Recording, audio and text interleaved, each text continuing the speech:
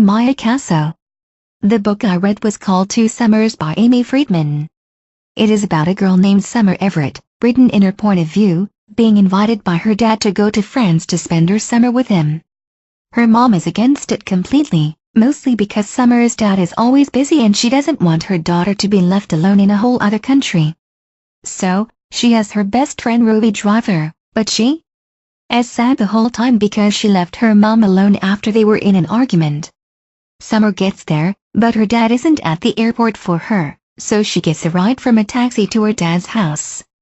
Her dad is not there. He had to go to something at a museum for his paintings, in Berlin. So she goes to a cafe, gets some food, but then calls her mom soon after that day, and goes back to her house, in upstate New York. There is a lot of romance and mystery, or suspense, in this book. She likes a boy in her parallel summers, the one in France, and the other in her hometown. Jacques, the waiter from the cafe, whom she spends a lot of time with, until she goes back, and Hugh, the boy she likes from her hometown.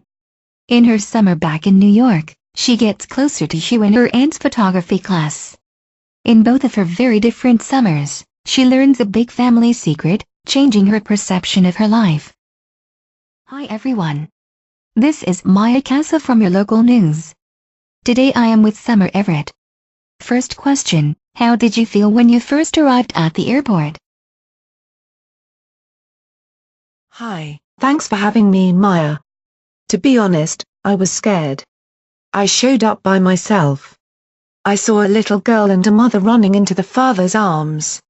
My dad wasn't there waiting for me, and I was in a different country. No one I knew even remotely close. I couldn't contact anyone either, my phone died on the plane. My only thought was to get to his house, so I hailed a cab. Luckily the driver was also a great tour guide. Smart move hailing a taxi, knowing me, I'd be too scared to do anything and sit at the airport until I could get to a phone and call someone. So there was an artist friend at the house, correct? Yes. Her name was Vivienne. Thankfully my dad told her I loved hot chocolate, it was exactly what I needed to calm down when I got there. She was so nice, and she seemed very hip and cool. And she had a gorgeous daughter, with long golden locks and icy blue eyes. She was extremely rude, though. She reminded me of the mean girl back in my hometown. We kept as far a distance as we could. That stinks. The first peer you met there was mean. Did you meet anyone else that you could befriend? Yeah. His name was Jack. I met him when I went to grab a bite at the cafe down the street. He was very sweet.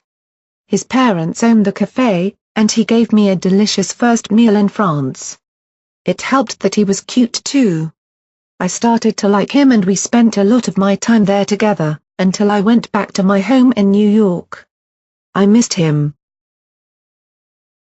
Ah, a friend's love story. Was there anyone else you liked, maybe in your hometown? Actually, yes there was. His name was Hugh. He was in my school, I liked him for a while before that summer too. But we were never really close, until he was in my aunt's photography class. And Aunt Lydia, if you're watching, thanks for having me join your class.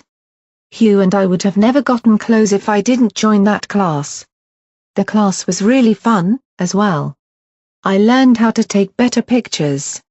Hugh was just a bonus. Upstate New York love story? Okay, last question.